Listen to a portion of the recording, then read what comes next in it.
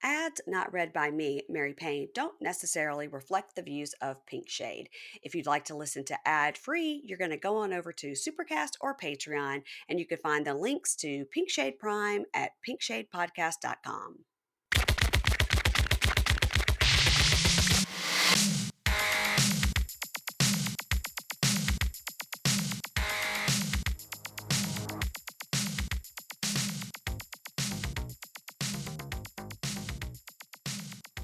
Hey y'all, welcome to Pink Shade. It's Mary Payne here. It's Thursday. That means it's Bravo Breakdown. We have to do Bravo Breakdown on Thursday because we have to watch Vanderpump Rules.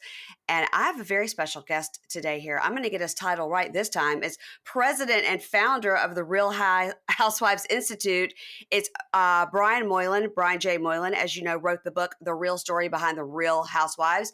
Go get it if you haven't already. And he's coming to us live from London. Hey, Brian. Hey, how's it going? Hey, you're so cute, Brian. I just want to eat you up when I see you. What can I say? We're here to talk about happy things that we love. So I'm in a good mood. That's right. If everybody on the show is a jerk. All right, Brian, let me ask you, do you get screeners? Because how can you see this early in London? Because I feel like in London, like you have to have like a VPN or something to see things from the States, right? So I get screeners for the shows I recap. Usually like the day before, but like as the season progresses, I think they're like working on the episodes like closer to when they air. Sometimes it's like the afternoon of. But we have a service here everywhere outside of the US. There's a service called HeyU, HAYU.com. Yeah. And so I watch things on HeyU like the next morning. If it's not something I'm writing about. Yeah. Okay. So if you're writing about Vanderpump, you got to watch it before because your article's got to be timely. Oh, I know. But like the last few weeks, I've gotten it like right before it's aired. So I was up till like 1 a.m. last night, like writing. So Wednesday nights have been late. I've been sleeping in on Thursday mornings. Don't tell anybody. I won't tell anybody. You guys, Brian writes a great column on Vulture about all the Bravo stuff. And so I know you cover Housewives and Vanderpump. What else do you cover? Right now I'm doing the other two, which is I usually do more reality stuff, but I'm switching it up with a comedy. And then, like I'll do like Summer House, like lots of Bravo-y kind of reality stuff. And then occasionally like a scripted show or something else weird. But I mean, there's usually like 2 or 3 shows that we're recapping at a time. And any more than that starts to take up too much of my time. Well, that's a lot. Yeah. And I love the other two. I've been watching that. I was very excited when it came back. You know what I haven't seen and I want to start, but I just like, who has time with all the other crap I have to watch? It's I Love That For You with Molly Shannon. Oh, yes. I love her. I really want to see that. I think they're going into their second season. And when things go into their second season, I start to panic because then I'm like, oh my God, I really missed it. I'm late. Oh my God, I'm behind. Speaking of, I'm like 10 seasons behind on Real Housewives of Miami. Never watched it. Downloaded all of it and still haven't had the chance. Really? Just skip 1, 2, 3 and start with 4 and 5. Okay, you know what? I was just telling you about my trip in December to Paris and London. That will be my time. It's a good time. I'll have all that airplane time. Bring that sunshine from Miami to London in December. You're gonna need it. Yeah, we're prepared. We're prepared for the weather. So, all right, we have to get into it because we have so much to talk about. Quickly, feelings on episode 1 of Jersey Reunion. I love that. And I feel like I don't really wish this for every family, but kind of that, if you're having a feud with a family member, you would have an opportunity to be like, I am going to confront them with everything. And then I'm never talking to them ever again. And I feel like that's what both Melissa and Teresa are doing. And they're like, this is it. This is closure. I'm like putting it all out there and then I'm done with you forever. And it's sad to me in that, I'm really a family guy. And so, it would be really sad for me to lose a family member. But as a viewer, I'm like fascinated by it. So I'm totally here for the Teresa, Melissa craziness, though I don't believe a word out of Teresa's mouth. And like, she was like, oh, you never invited me to dinner. And then Melissa's like, oh, well, what about this time with this guy? Here's a picture. What about this time with this guy? Here's a picture. Like, Melissa keeps backing everything she says up with examples, and Teresa's just like, no, wah, wah. Oh, I can't stand her. But why is she like trying to deny that she had Melissa and Joe set her up on some dates? She was a single woman. She wasn't dating Louis. So who cares if she went out on some dates? Because it's going to I make get it. Melissa and Joe look good. And all Teresa wants is for Melissa and Joe to look bad. And, I just don't get it. Also, I feel like Louis is in her ear, kind of like telling her like they don't care about you, they never did anything for you, blah blah blah. And so she's kind of reevaluating and like telling herself this story, though it's not like really true. He's in my opinion, he seems like a cult leader. 100%. That's a very accurate yes. And I love when Lala on the Vanderpump reunion called Tom Sandoval dangerous, and I was like, he's a cheater and a liar, but is he dangerous? I don't know. Whereas with Louis, I'm like, that guy is dangerous. Like, this guy will lie about having cancer to be on a reality show. Like he seems like bad news in a way that Tom Sandoval to me isn't great news, but not as bad as Louis. I think that's a really great point. I think that, he's Brooks Ayers level. I think, Absolutely. or worse. I think that it's interesting that the production, it seems to me, have played up this narrative, what we saw starting with Ultimate Girls Trip, gone into the season, gone up to about the last 3 episodes of Louis being so great and the love, and they have all this love and everything's wonderful. But sort of getting towards the last few episodes, you're starting to see a little bit of that turn where what you're saying is he's in her ear. He's flat out like, I'm telling you right now, you'll never speak to your brother again. I'm telling you right now, they don't love you. And, Yes. and she's been so love bombed and programmed like a cult member that she's like, oh, you're right. Why haven't I seen it before? And the whole thing that and I've seen this argument happen 3 or 4 times where Teresa has said it, Melissa and Joe said they put food on our table while I was in prison. They didn't come to my house and bring food. It's like she's so dense that she can't get, it's a metaphor for we were helping you. We weren't literally coming over every night with dinner on the table. What we're saying is we were helping you to continue a stream of income and try, and then Melissa's like, I drove your daughter to college. I mean, fuck off. Don't say I didn't do anything. Yeah. When Joe was like, I drove your kid to college, it's like, yeah, that's the things family do for each other. And and it seems like, Teresa's like, oh, they just want to talk to us when we're on camera. Well, then why is Joe driving your kid to college? Like, and never talking about it, never telling anybody until now. Like, I never really believed her narrative. But yeah, that scene where Louis and Teresa are in bed and Louis like, oh, if I was in a pit of snakes, would you help me? Well, your brother's the pit of snakes and I'm going to get you out of there. And it's like, he just made all of this worse. And there was that one part this season where Gia was talking in her kind of confessional, and she said, oh yeah, we were going over their house a lot at the shore and we were all hanging out and having fun until Louis came around. And she's using that to blame Melissa and Joe for not wanting to be around Louis. But why doesn't she think, oh, maybe Louis is trying to keep us from the rest of our family for some reason? Like he seems to be the common denominator here.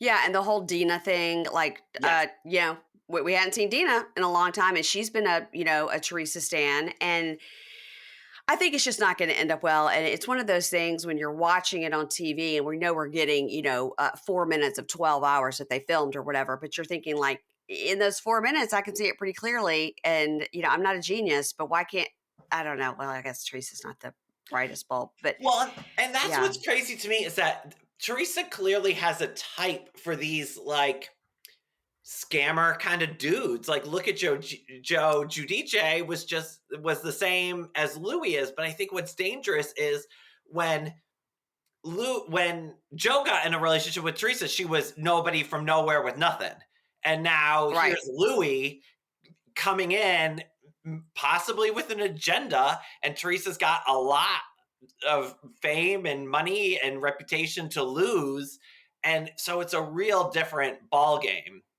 now than it was in the past. Yeah, totally. And I just had a thought that went in and out of my head. First of all, I'm confused by Melissa's dress. Does it is it a bedazzled hood on the back, and why is she gonna like pull it up some point like the Dark Lord? Like I didn't quite.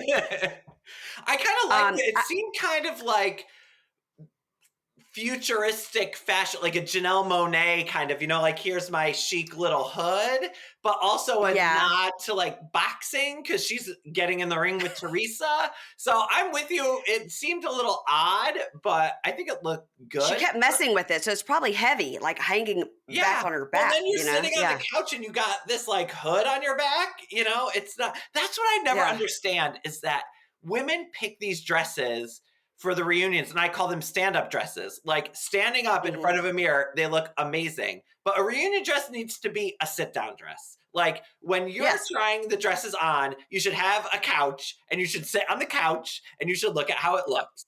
And Yeah. I don't think enough of them bothered to do that, which is crazy to me. And that Melissa and Teresa have filmed a dozen of these. Like, how has Melissa not figured that out yet?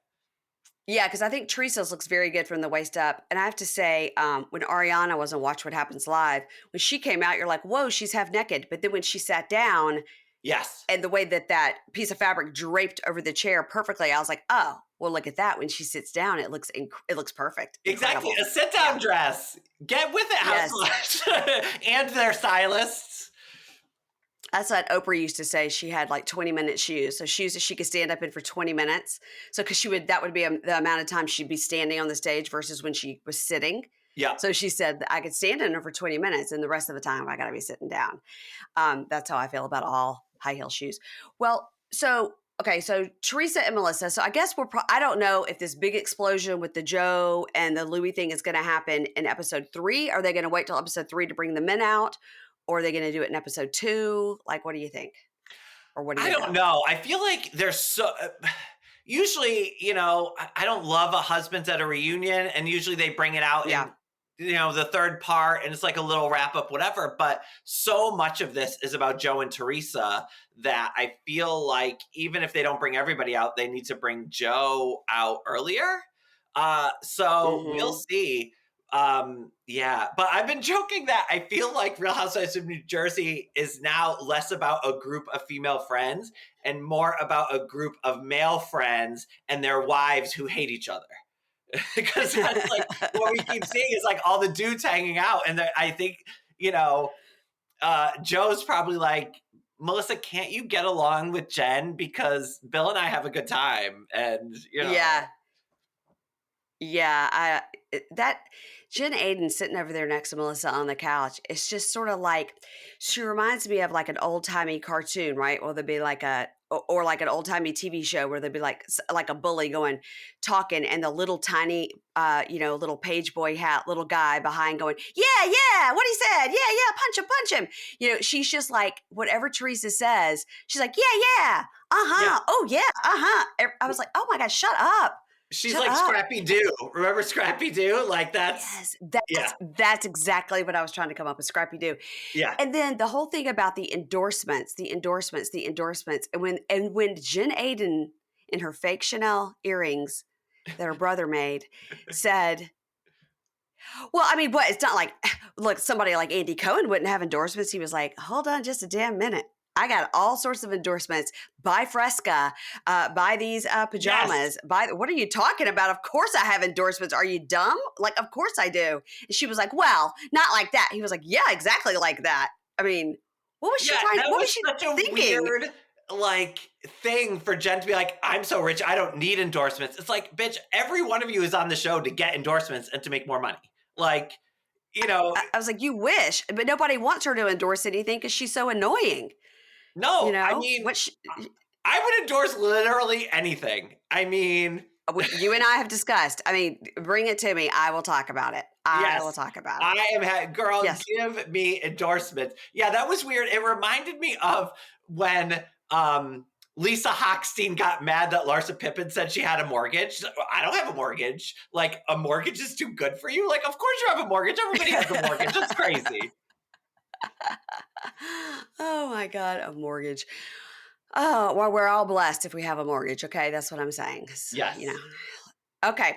All right. So we got to talk about Vanderpump. I have watched Atlanta. I've dipped in and I've dipped out, Yep. but I haven't been focused on it because I've been focused on these other shows, and I got to get focused on it. I know, but maybe nothing big has happened yet. But I I'm waiting haven't for the whole been loving Drew. it. I mean, yeah, it just seems really sedate. And that's what's weird It to me right does. now. Yeah. I feel like we're at an inflection point of housewifery, and that I Mm, feel like I'm really intrigued how the New York reboot goes, because if yeah. it's Same. good, I feel like there are some other cities that haven't been good in a while that might need something like that. And I mean, there are great casts on the show. Like Atlanta has Candy Burris, Kenya Moore, Marlo. Like they're all great housewives, but they can't seem to deliver a good show. And I feel the same way about OC. Like Tamara Barney's a great housewife. Heather Dubrow, Shannon Bedore, all great housewives, but every season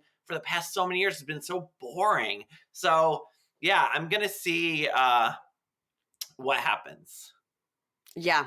Yeah, I agree. Atlanta, the only thing I'm waiting for is whatever's going to happen between Drew and Ralph. Like, I'm Oh waiting yeah. for whatever bomb to drop there. I'm just like, did it happen yet? Nope. Okay, well, then I don't need to talk about it further. So that's all. That's all.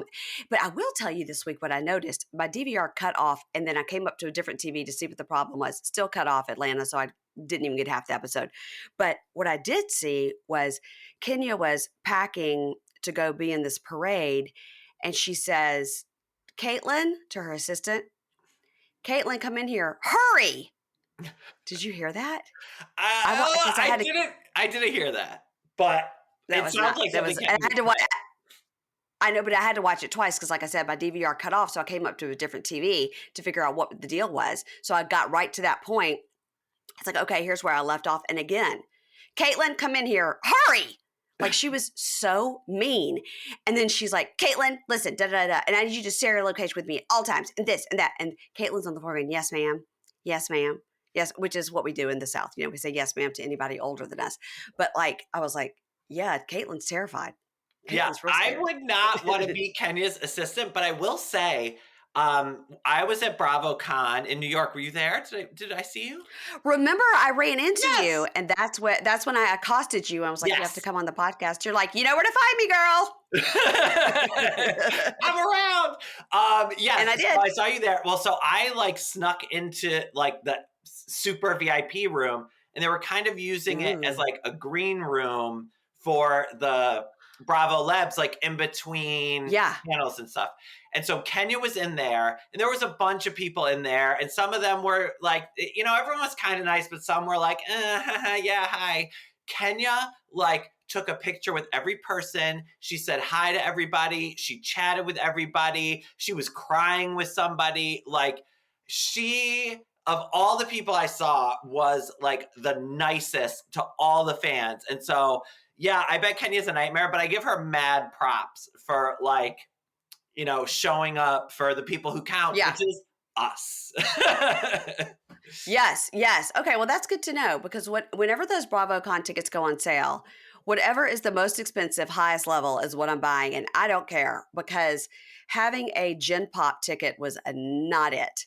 Oh, Was yeah. not it. I No. had like the VIP like in the middle, and even that Yeah. was like not great. But then because I got to moderate a panel, I got a talent badge, and Ooh. then I went like everywhere I wanted, and it was perfect.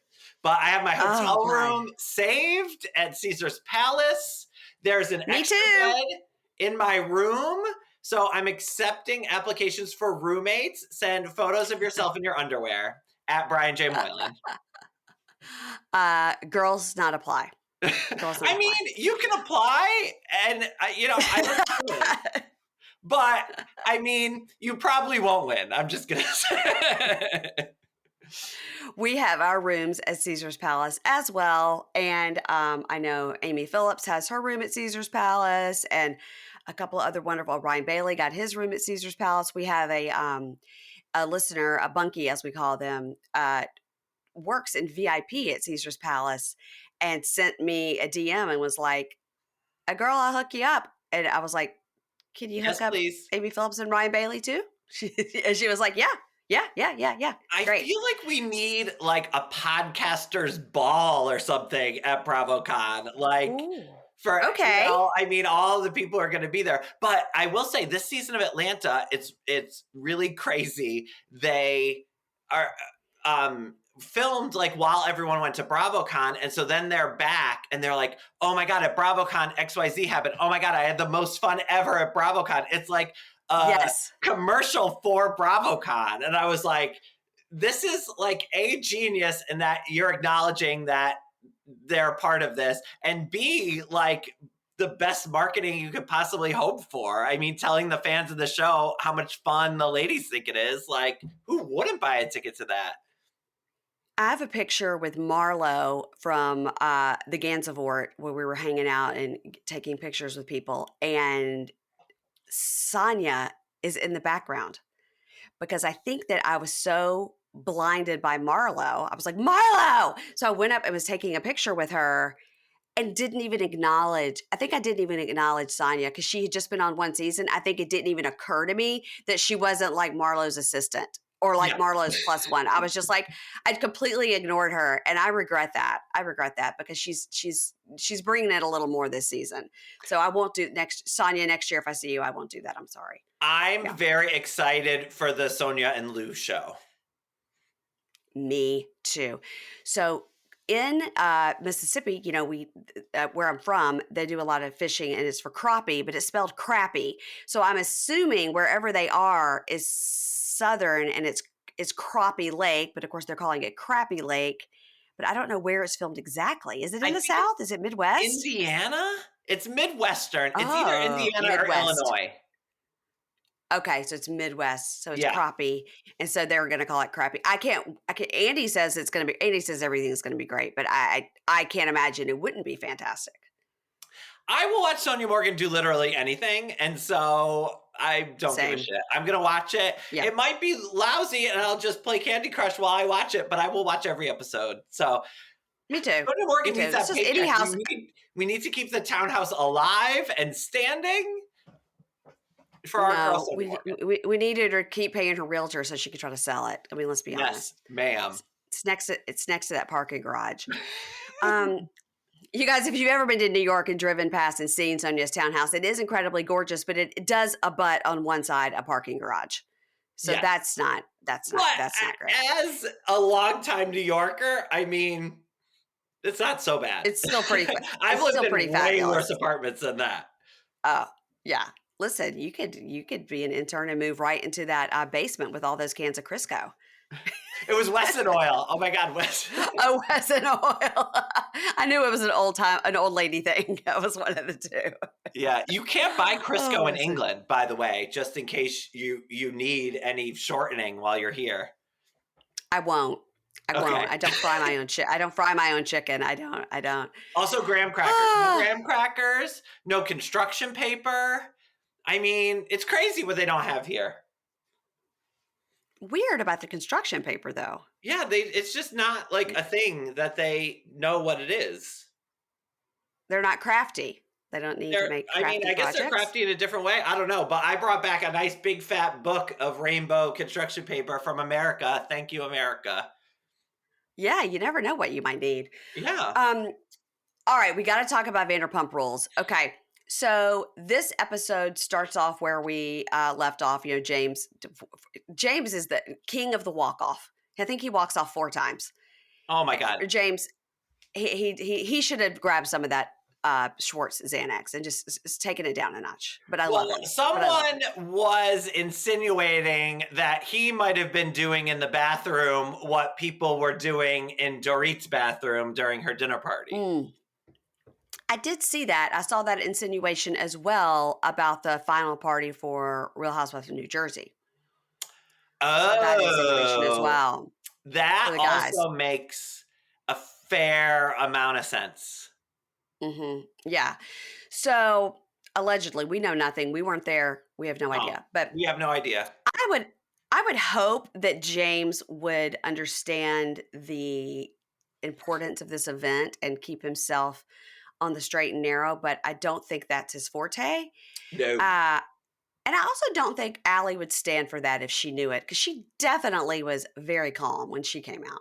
I do not understand why Allie is in this relationship other than she wants to be on the show, because she does not seem happy. And they were talking about all the awful things James said about Raquel's father. And she was like, oh, yeah, well, no one should ever use fat as an insult. But that is James's go-to insult for everybody. He calls everybody fat. And so it's like, yeah, I don't get it. And also he was like, oh, I didn't like how Lala was talking to Allie about me and whatever, because she knows I'm not that guy. And it's like, James, you are literally that guy. Like, the reason they were talking is because you were that guy the night before. Like, how are you not that guy?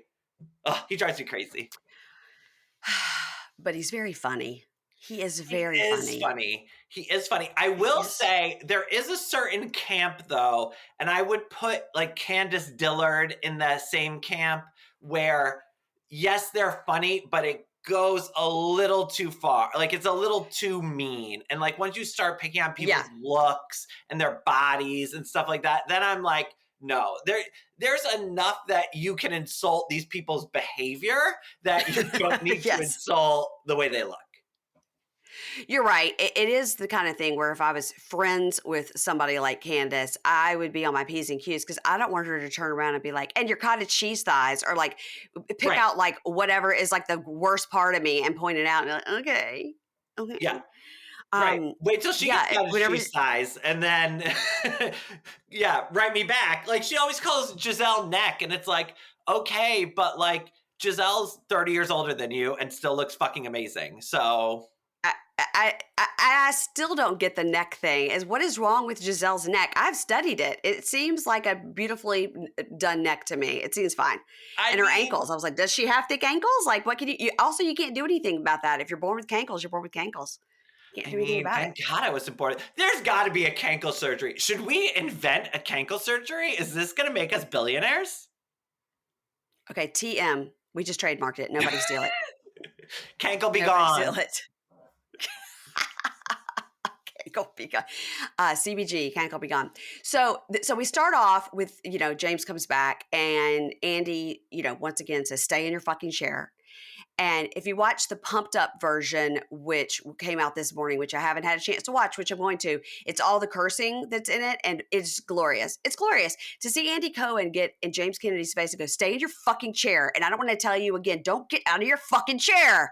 It's really great. It's really great. It's crazy to me how, like, we've always heard the bleeps. We know what they're saying. They're not trying to disguise it. But it's crazy to me how much more of an effect it has on you when you actually hear the words. And I've been loving the uncensored, even if just for that. I mean, maybe Hayes should just stop censoring things. That would make me really happy.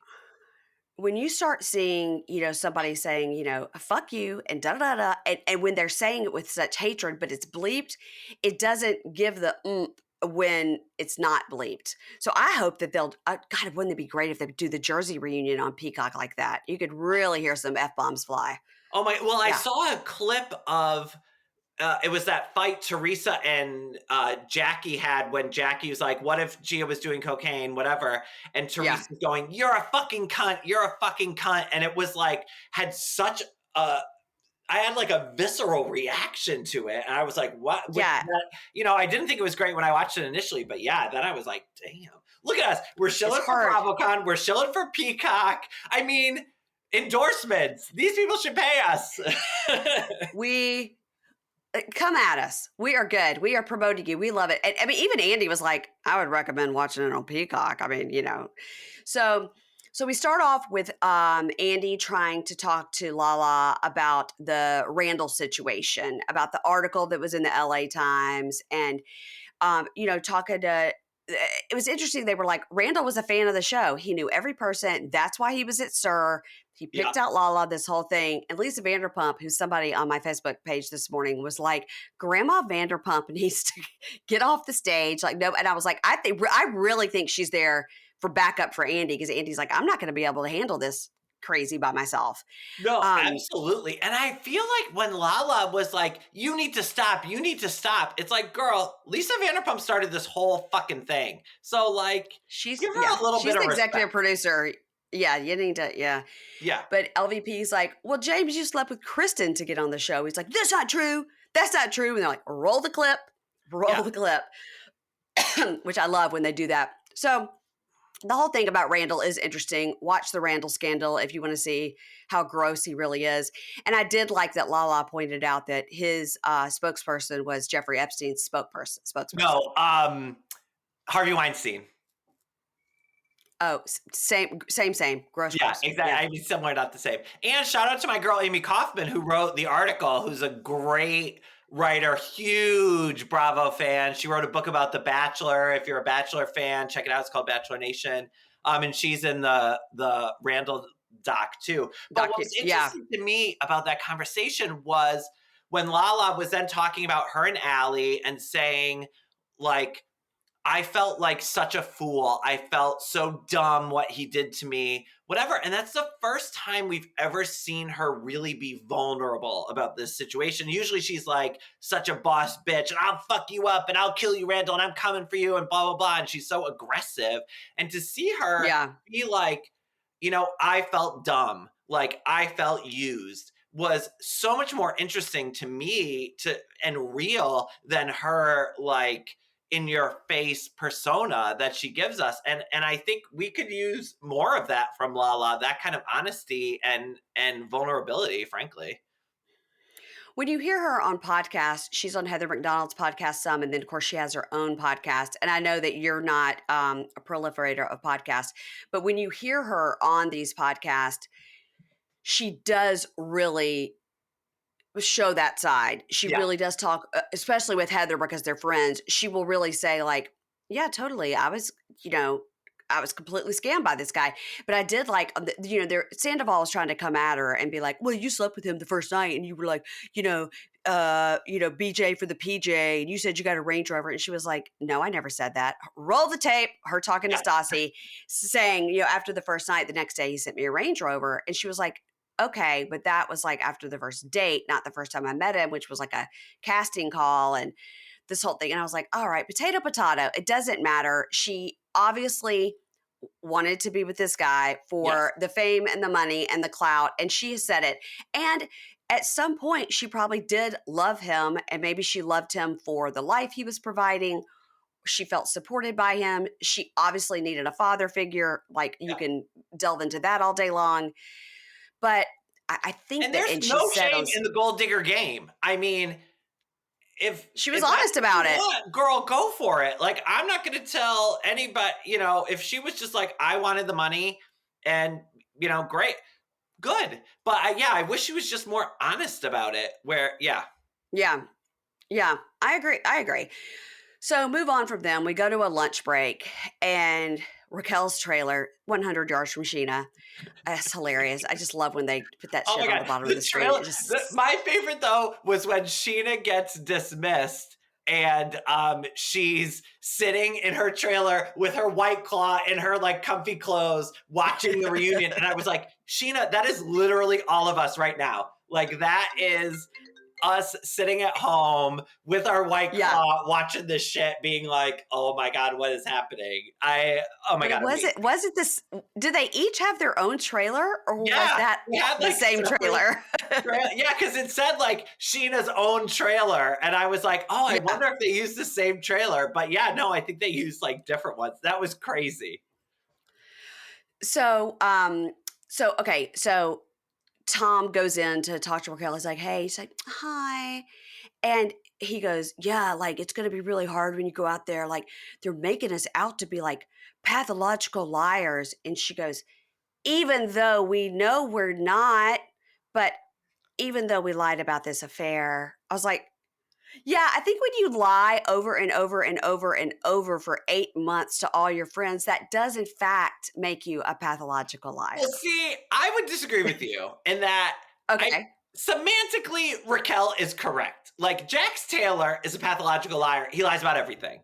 Like they didn't lie Mhm. about anything. They only lied about this affair. But that doesn't mean you're a good person. That you're not a pathological liar. You're still a liar and a cheat and did awful things to your friends. And so, okay, Yeah. Okay. semantically, yes, you're right. But who cares? It's a distinction. It was like when Tom Sandoval was like, no, we slept together once and then we didn't do anything and then we started sleeping together again. It's like a distinction that doesn't matter. It's like, Yeah. okay, Was it you took a 5-day break? I mean, okay. yeah, like So you're still fucking Ariana's best friend. Like it doesn't matter. It doesn't matter. Raquel says, yeah, I'm not happy about what I've been hearing about your intimacy with Ariana. And then it shows 114 minutes earlier. And which I was like 114 minutes earlier, like how amazing. And he is saying that, yes, that in January, and Ariana said the same thing, that in January, they had gone to couples counseling, they were getting closer. And his explanation to Raquel is wild. He says, yeah, like that is true. And she's like, you didn't tell me any of that. Like you told me you guys weren't sleeping together at all. And he says, well, here's what happened. Instead of like I'd put on like an outfit and she'd go, no. She would say, yeah, Tom, you have great fashion sense. That looks great. And so I was like, wow, like she's really into me again. Everything about him is if you're into me, if you're stroking my ego, then I'll be fucking you. But if you're not, we're broken up and I'm going to cheat on you. So Well, that his explanation was crazy, crazy. well, and it's clear that he was lying to both Racquel and Ariana and that he was selling Schwartz and Yes. Racquel this story like, I tried to break up with her so many times. And Uh-huh. now Racquel's seeing, oh, maybe he didn't try to break up with her at all. Maybe, Mm-mm. I was sold Never. a bill of goods because, yeah, he was. Yeah. And we get these constant clips of the two of them, and the dates are on it where they're like kissing or hugging, and then this whole thing in January where they started going to this couples counseling and having intimacy, which is a word like I hate, but they were banging, whatever. And Raquel's like, yeah, I don't know. I just feel like the worse this is getting. And he's like, yeah, we should have told him earlier. And she's like, you think? Like my whole character is in question. And Yeah. he goes, yeah, I believe in you, though. I believe in you. She's like, okay, everything's fine now. Bye-bye. I mean, It's what? so it's so weird to me watching her mind work in that, like, how did you not think of any of these things through? Like, she told Andy, like, oh, I thought Ariana and I could be friends. And it's like, how did you think that? Like, how did you think any of this would be okay? How did you think this was going to work out? Like, yeah, I mean, I've definitely made some questionable sexual decisions in my day. Um, Okay. but like, I slept with a coworker once, and I was like, as soon as it was done, I was like, that was stupid, and this could have like ramifications. And so, how did Right. she never play that out in her mind either? I don't know. I don't know. I don't know. So Tom walks out and he says to the producer, Patrick, he's like, hey, I'm going to like take my mic off and take a break. He goes, that's fine. He goes, because like we're going to talk. And Patrick goes, no, if you're together, we're filming it. That's what we're doing today. Everything is being filmed. And he's like, no, dude. And he Oh, goes, no, like everybody's in there having lunch together and they're all being filmed because they're together. So if you want to yeah. go and change and be alone, you can be alone. He goes, like, I just need a break. And he goes, you could go have a break and be alone. But if you're together, you're filming. And he's like, everyone's getting filmed. And Tom's like, stop filming me. Like, I don't want a camera. Like, I'm sorry. Like, I don't want a camera in my face. Like, we don't feel relaxed. And we have to like watch what we say when there's a camera. When did you get on this show? Yeah. Are you new? Also, this is exactly why they don't want you together filming, because you're gonna like talk about this shit and come up with some plan or plot or whatever. Who knows what you're gonna do? But yeah, this is not what you signed up for. And like, you're being paid for this day of work. And so you have to play by the rules. And that, yeah, it's that whole temperature tantrum was crazy.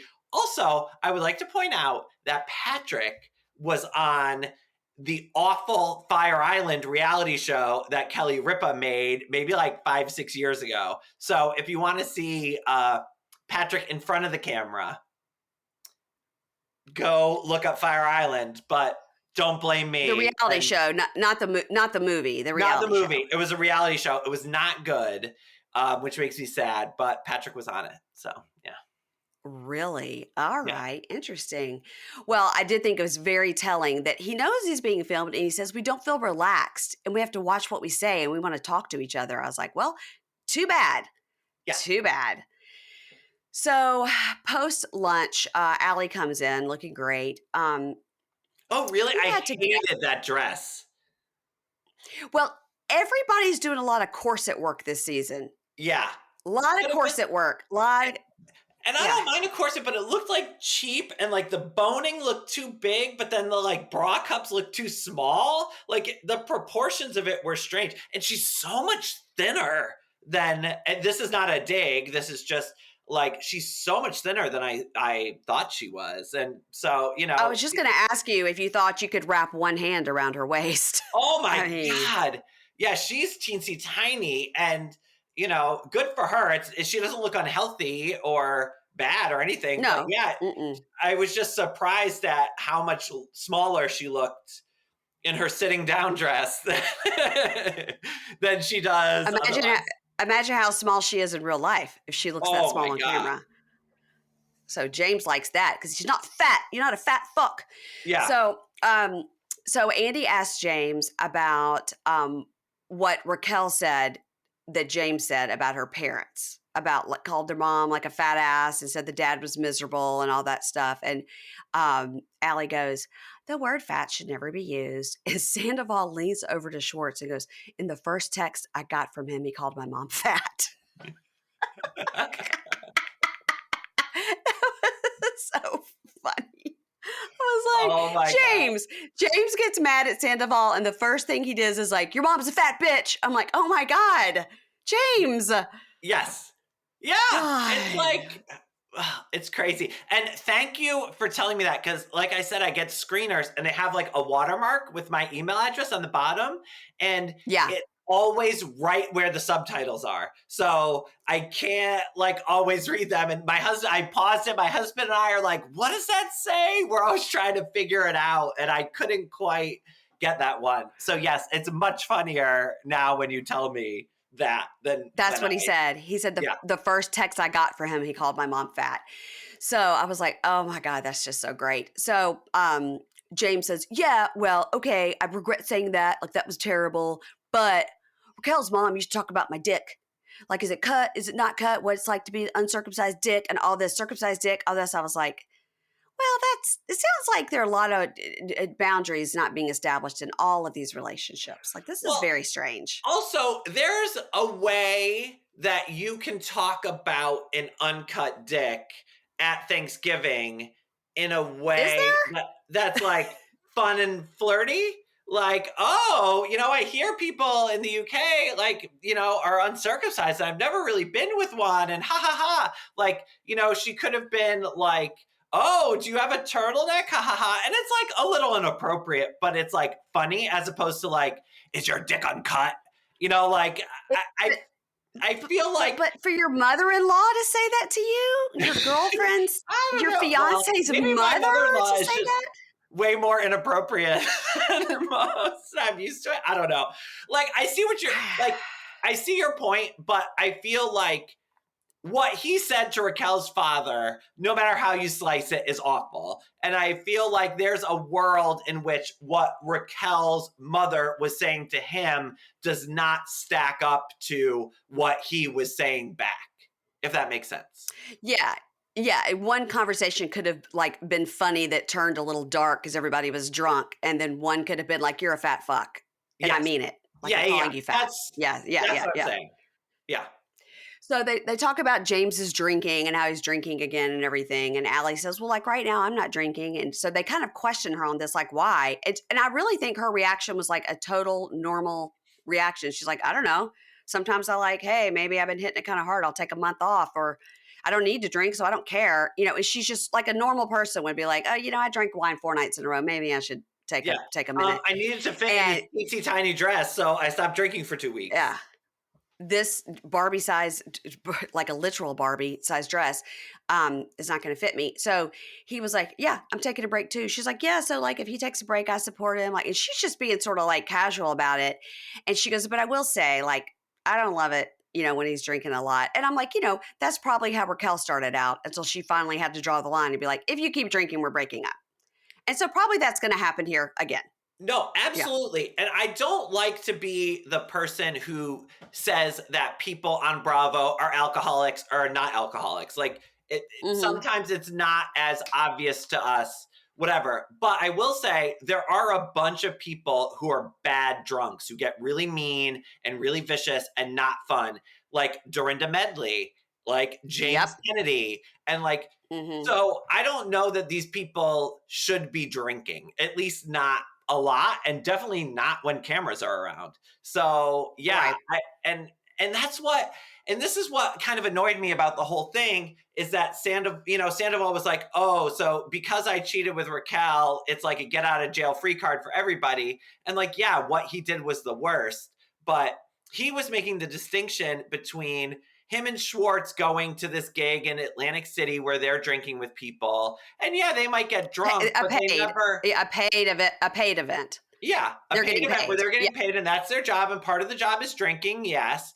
But they're saying like, oh, there's a difference between like getting drunk and having fun and maybe being a little crazy and assaulting waitresses and grabbing their asses, yelling at the staff, being an asshole, like getting fired. Like, and we've seen this even before that. We saw James get Yeah. fired for how he was behaving at Sir. So, More than once. Yeah. yeah. Yeah. So, like, when there are consequences like that to your drinking, I mean, you really need to consider whether or not you should be doing it, especially since there seems to be addiction on both sides of his family. So, Totally. yeah. Yeah, I agree. I think once he broke up with Raquel, he's like, well, all right. I don't have anybody to tell me I can't drink anymore. But I think we'll see this happens again with Allie.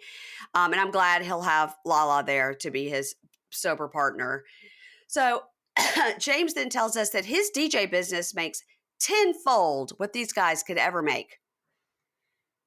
Or what? This is what Okay, I hate what? about James. It's like, my DJ business makes tenfold. It's like, who gives a shit, James? Like, no, you're just saying this shit because you're so insecure you need to pump yourself up. He behaves like a Yeah. child. And like, Yes, he I does. don't blame him because we've met the parents and they are monsters. So, Yeah. it's Yeah. not entirely his fault, but like, yeah, he talks about therapy like, oh yeah, I was in therapy a little, maybe I'll dip in, dip out. Girl, you need to commit. You need like once a week Yeah. Yeah. for a very long time. Like unpack some I of this agree. shit and let's see how you're doing. I agree. I agree. He can cry on the drop of a dime, so therapy would be great for him. So Lala tells Sandoval and Schwartz, she's like, I mean, you guys do drink too much as well. And they're like, yeah, but there is a difference between like what you Yes. said, we're paid to be there and party versus you get there and then we're having to like get a waitress to sign to NDA and like he's a liability basically. Yeah. Then James, of course, gets mad. He stands up, calls Sandoval a pussy ass bitch, a mustache worm bitch, storms off for the second time. And Allie looks at Lala and goes, has he been like this all day? And Lala's like, yeah, yeah, yeah. So he comes back and he says, yep, okay, so I do have anger issues, but I'm in therapy and I'm trying to deal with it. But today is extenuating circumstances. Like everything is heightened. Like I'm really mad. And Lala cries about that talk she had with Allie about trying to say, like, what you saw last night is like nothing. Like, you don't Yeah. know this guy when he's on a 10, he's on a 20. And she was like, I've been through something myself and I'm all about like protecting women from this kind of men, even though James is my friend. And then they talk about the fight that had just happened with them at the Canyon Club, which they're all trying to be like, James, like you got kicked out of the Canyon Club. He goes, I was ready to go. He'd been DJing and he was ready to go. And he was like yelling. According to him, he was like yelling over the crowd, like, I'm ready to fucking go. Let's go. And maybe he touched her or something. And then he's like, and the security was aggressive and they kicked me out. And Sandoval and Short Shorts looking like, that's not exactly what happened. But Allie goes, yeah, like it wasn't great and it was embarrassing. She's just very matter of fact about it. Yeah. So but why I'm are hoping you there, Allie, other than being on the show? Which, like, why would you put up with this abuse just to be on the show? And the Canyon Club incident reminds me of, remember when there was that thing with him and Racquel where he accidentally hit her in the nose after her nose job, and like, oh, it was just a misunderstanding. And it's like, this is all not a great pattern of behavior in the way he treats women. And yeah. I'm not going to make any allegations or anything, but if I was confronted with all of these red flags, and for Allie to say she watched the show and saw this, like, yeah. Andy's like, you didn't see anything there that would concern you? Yeah. She's like, no, I don't know. Yeah, she's going to be the one that's going to we'll see next season. She will tell him episode 1, oh, you have to stop drinking. Like, that's it. And he can do it. He's done it before. He can do it. So Andy tells Scheana, that you've got this restraining order and you're going to have to leave before Racquel leaves. And, you've got this court date set for the 29th. And so do you want to tell us about what happened that night? She goes, no, I will not speak about it before the 29th. So Andy asked Sandoval what he thinks happened. And he is so dramatic. My daughter was sitting here with me watching it. And she was like, how many beats is he going to take? She was like, this is acting. This is so bad. He was like, I wasn't there, Andy. He's like looking down and he's like, I'm between a rock and a hard place here. Like, I don't want to ruin my relationship with Scheana, but like, I need to tell the truth. And they're all like, ugh. Now Ariana goes, you don't have a relationship with Scheana, you fucking idiot. And he's just like, yeah. Well, and also, like, this is the most he's thought about anything he said, like, for years. And like, who really cares? But then what he said is he heard, like, on speakerphone, Scheana say, I punched that bitch in the face and I threw her phone in the street. And I was like, embroider that on a pillow. Like, that is my new motto. Like, I punched that bitch in the face and I threw her phone in the street. I don't believe Scheana punched her, but I'm going to choose to believe that she said that, because that is fucking brilliant and genius. I think that they all heard Scheana say that, because I don't think she punched her. I think she meant like I grabbed her phone from her and, hit her in the face. I think that she absolutely said it, and all of them got together and were like, it's us against Sandoval. Who are they going to believe? No one's going to fucking believe that guy. Yeah, so I don't care. They're all like, he's lying, we'll lie too. Yeah. I believe that she pushed her or hit her or something, like, but I do believe that her evidence of not being able to make a fist that we saw on the show with her nails is admissible in court and disqualifies her from having punched Racquel. I agree. And Ariana's like, nope. Nope.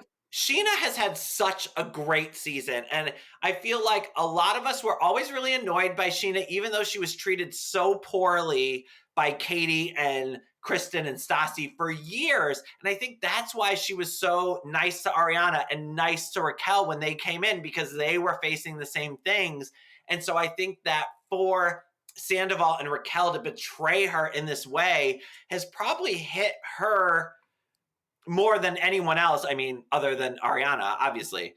And and I just think she handled herself so well. And then to come out with her Good as Gold album to give to Andy. And I have so much love for Scheana Shay right now. I never thought I would be in this place, but I'm glad she's here. And she seems to me the only one who's actually grown up. Like, she got married. Right. She's had a kid. She's thinking about things differently. She's reevaluating how this all fits into her life. And I feel like nobody else has had the same emotional journey that our Scheana has had. I agree. I agree. I think she's grown up the most for sure, and Sandoval's only gone backwards. Yeah. So when they're talking about that, I punched the bitch in the face. Ariana's like, "Nope, that didn't happen," and Lala's like, "I don't think so." And Sandoval's like, "I heard it. I heard it." And they're like, "No, you didn't. Nope, you Yeah. didn't." Right. So No, and yeah, so and it's Andy like, we're never says, going to believe you ever again. So, and then they're literally like, "Who are you going to believe, us or a known liar?" He's like, "Oh my god." So Andy asks Scheana, "Will you ever be friends with Racquel?" And before he even gets out, she goes, "No." And Scheana admits, this is the first time we've heard this, that she did think there was something between Racquel and Sandoval. And Scheana sat down with Ariana and said, "I'm suspecting this." Like, and we'd seen it during the season where Lala and Katie, especially Lala, were suspecting it and had told Scheana, and she's like, "No." So Scheana says she started to suspect something. So she sat down with Ariana, who's been her best friend for years, and says, "I suspect this." And Ariana said, "I really appreciate you as a friend coming to me." She didn't get mad at her. "I appreciate you, but there's no way those two people, specifically those two people, yeah. would never do that to me." Yeah. To me. And Sando says, Sando, this is my note, Sando. Sando says he never said they were in an open relationship, never. And they're like, "Well, Racquel said that you said it in the hot tub that you guys were in an open relationship." And he goes, "I never said that." And they're like, "Oh, okay. Well, then you're in a relationship with a liar. So that matches." And he's like, "I just talked to her. She never said that." And Ariana goes, "Oh, you were talking to her so you could coach her?" And he looks at Ariana and goes, "You used to coach me." And she goes, "Well, you needed it."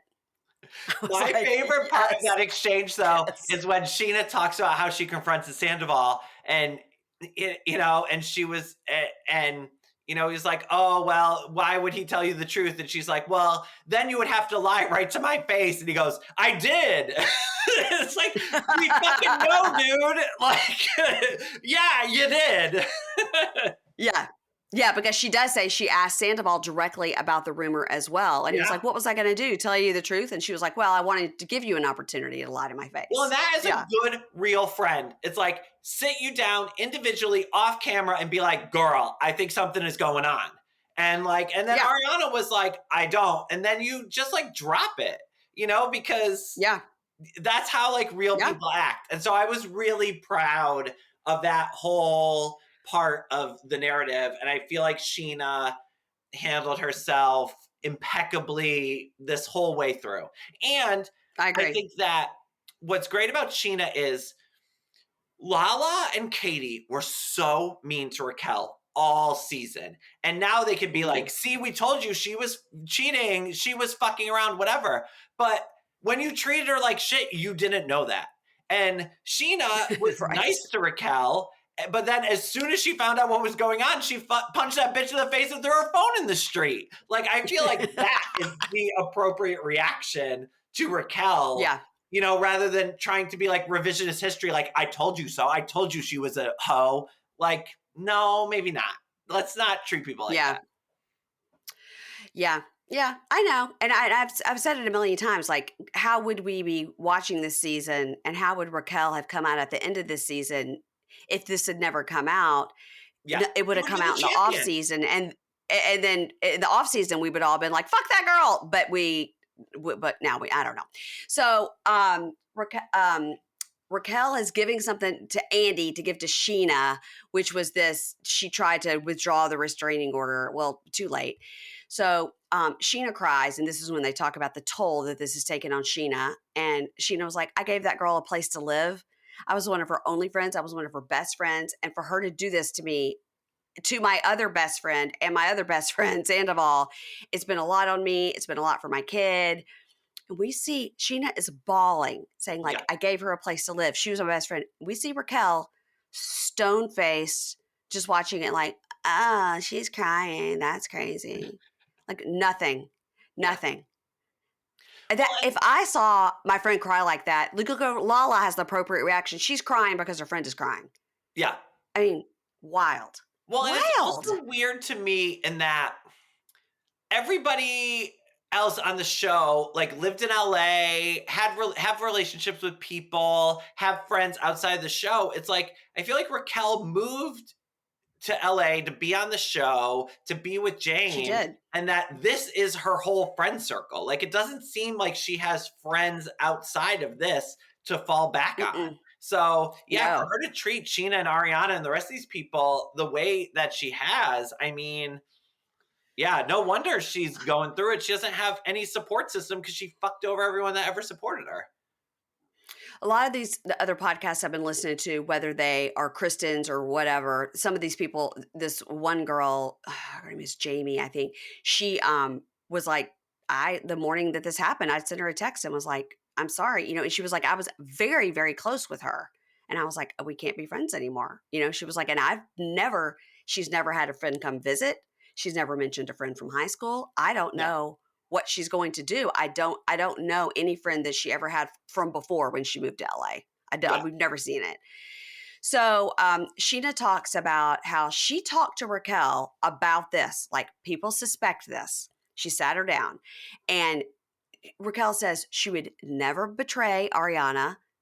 She would never betray Scheana like this. She's not interested in Sandoval.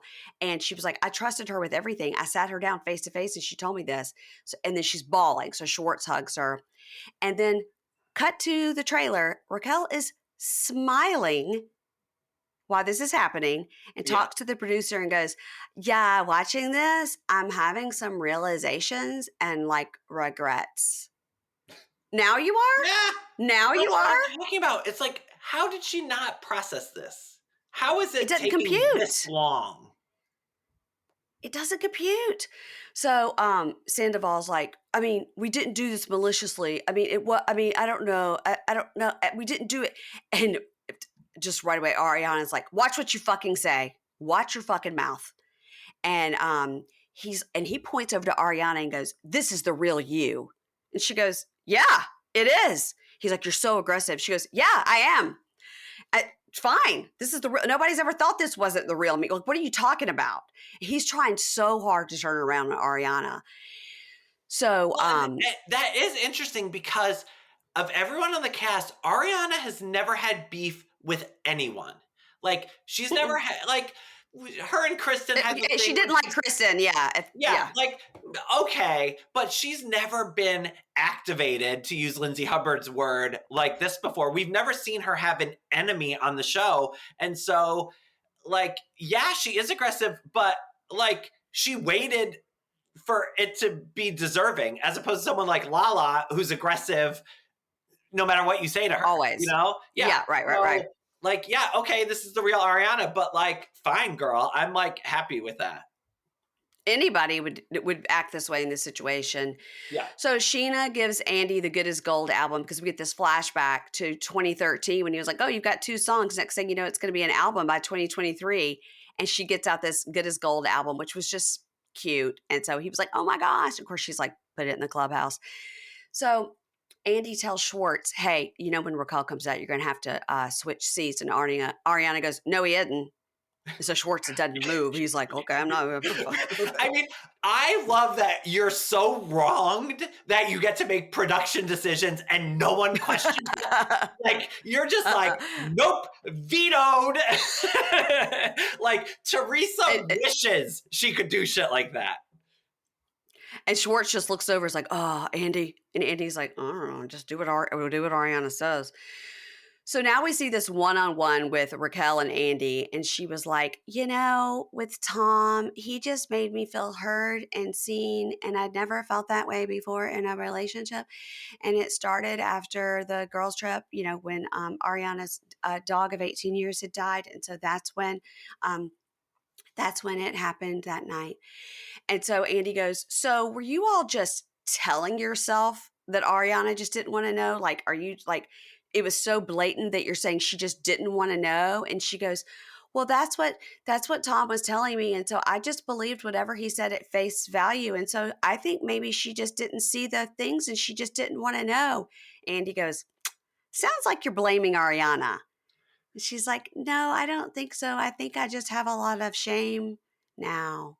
Well, and that was kind of like Tom's thing where, well, if Ariana wanted to know, she could have followed me and found out. And she could have tracked my phone. Yeah. Like, who has time? Girl. That's I mean, crazy. Andy's like, this sounds like somebody who just trusted their partner. This Yeah. sounded like somebody who believed their partner of 10 years telling them the truth. Yeah, like And if she's my like, husband was I don't like, know. "Oh no, I was just at Tom Schwartz's house," I would have been like, "You're the happiest man in America," because he has a crush on Tom Schwartz. But no, I would just like believe what he said, because yeah, that's what you do. Now you're blaming me because I didn't track you on your phone. So Raquel goes, well, we wanted to tell her, but we wanted to sit down first and get our story straight before we talk to her. And he goes, okay, you get your story straight. Like you wanted to make sure like you told her when it happened. And Right. she goes, right, like the timeline. And Andy goes, so you wanted to truncate it to make it seem like it wasn't happening very long because that was going to make it better. And she's like, right. And I'm sure that Sandoval is somewhere watching this going, this is not what I told you to say.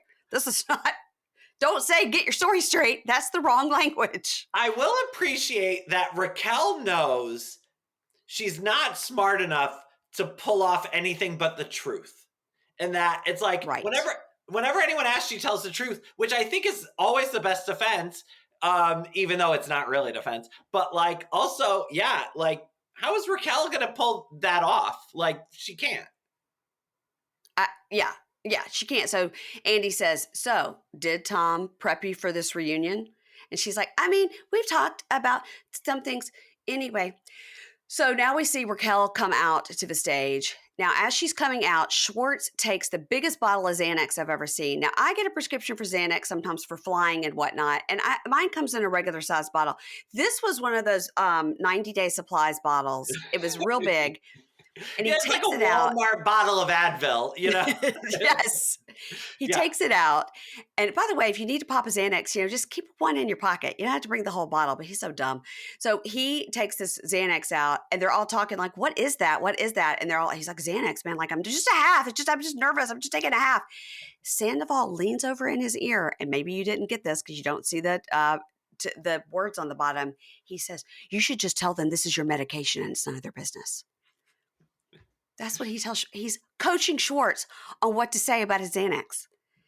And then Schwartz is like, no, man, like I had to take a half one. And then he like throws it over at Ariana, who laughs. And then Sandoval goes, you guys, it's just medication. It's none of your business. And they're all like, shut up, Sandoval. And he's like, oh, dude. Oh, my God. So then we see preview of part 3. Okay. Ariana says, let's see. Ariana says, I cried in your arms. And you thought to yourself, saying to Raquel, I cried in your arms. And you thought, I should go fuck her boyfriend. And Raquel just stone faced. Then Raquel says, James and Lala can't talk because they fucked. And Lala's like, it was 5 years ago and I wasn't your best friend, ho. It's not the same. And she jumps out of her chair. And Raquel's like, oh. Then Katie says to Raquel and Schwartz, she's a cunt and you're a drunk. And that's what happened. And they're all like, wow. And then Sandoval's like, shut up, Katie. LVP says, how could you be flirting with Schwartz after you'd slept with Sandoval? That's sick. And Raquel's like, I don't know. Then James says, it's incesty and dirty and it's weird. And it's that whole side of the room. And they're all just looking at him like, he's right. And then we see Tom Sandoval like really, truly bawling, crying. And he says, Ariana, I know that you hate me and that's okay. But I want you to know that I'm going to always love you. And this is when Ariana says, I can't think of 2 worse people. I can't. And Raquel just sits there stone faced while Tom Sandoval, who she's, ride or die in love with, and her former best friend, Ariana, bawling, hysterically crying, both of them. And she's just stone faced. Not a tear, not an emotion. I'm interested to see how she reacts to all this. I am very excited for next week, and I can't wait to see what happens. I can't wait to watch what happens live. Now, quick question before I have to let you go. Yes, There's a lot has been said. A lot has been said about this. Alex Baskin saying on Kate Casey's podcast, as well as saying in the Variety article, there is something coming out in part 3 that even the cast hasn't seen yet. They don't know. And so it has to have something to do with the 101s. And Andy indicated such on, I believe, Bitch Sesh or maybe Las Culturitas with Bo and Yang and Matt Rogers. One of those podcasts, he indicated like, he's like, I don't know specifically what it is that Alex Baskin is referring to, but I do think something is said in those 101s that the rest of the cast doesn't know. Predictions as to what it is. I have no idea. But I mean, the only thing I can think of is that it has to do with someone maybe being pregnant and no longer being pregnant or what. I mean, I don't know. Or maybe it's like Racquel says something to try to get sympathy for herself, or maybe the timeline's different than we thought it was. I have no clue, but I feel like this is one of those things that no matter what it is, we're going to be a little bit let down. Yeah, it's not going to be as big as what they're saying. And, there's this big thing going around with this girl. She posted in the Watch What Crappens Facebook group. Somebody sent it to me. And she took a picture in the airport of what she says is Racquel. She says she looked at her face to face. She turned around when she said Racquel. She claims it's her. This person looks a full 8 months pregnant. Now, so if it was Racquel, she got pregnant, like super pregnant really fast. She is real thin, so that could happen. You could look real pregnant. But everybody in their group's like, girl, this is not Racquel. Poor you. And she's like, okay, I talked to the Daily Mail and you'll see, da, da, da. And they were like, you called the Daily Mail with your pictures, like, get out of here, troll. And she's like, okay, I'll be proven right. I'll be proven right. This person is like doubling down. Now, and it was in like the Scottsdale airport or wherever she supposedly is, somewhere in Arizona. So I don't know if this is true or not. If that is true and that is the story, then but there's it's going to add a whole nother layer. Wearing that green dress on the reunion, not looking pregnant in March, to now looking fully pregnant. Like, Well, in 3 months, it can make a huge difference. I guess that's true. And if you're really thin, but you're not going to look like that pregnant that this girl in this picture did. And also, but I don't know, because you're also that pregnant, you can't fly. So I don't know. Anyway, I don't lend a lot of credence to that particular rumor. But I do think it's going to be something upsetting like that maybe would garner a smidge of sympathy for Racquel.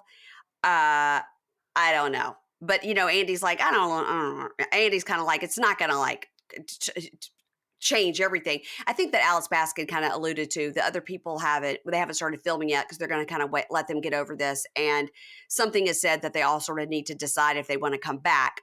What would be said that would make them all not want to come back? Nothing, because they all want to be on the show. Absolutely. The only thing, when he said that, I was thinking, okay, maybe it has something to do with like her cheating on James with Sandoval or something like that. Like, what else would upset everybody else so much that, they might not want to film with each other? I don't know.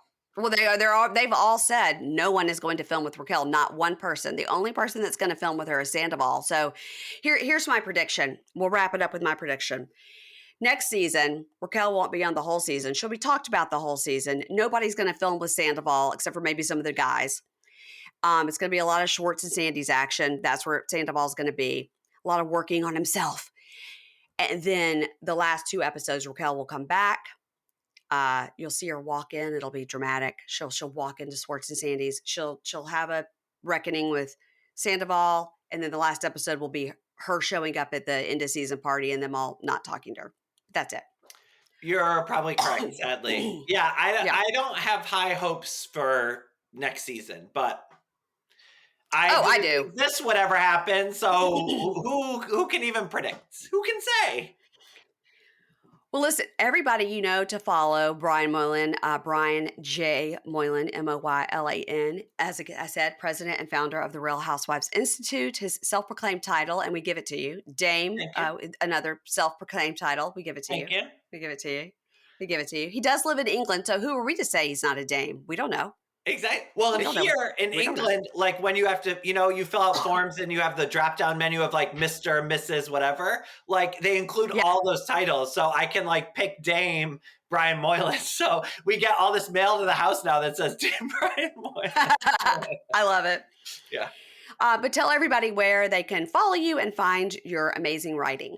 I'm at Brian J. Moylan on all social media platforms. And then my recaps go up on Vulture for most Housewives shows, Vanderpump Rules, Summer House, et cetera, like right after the episode airs. So you can go right to vulture.com and check out my thoughts and get in the comments. We have great commenters, really funny, lots of opinions. So yeah, come And you have a little join the newsletter too. community You of have a fans. newsletter.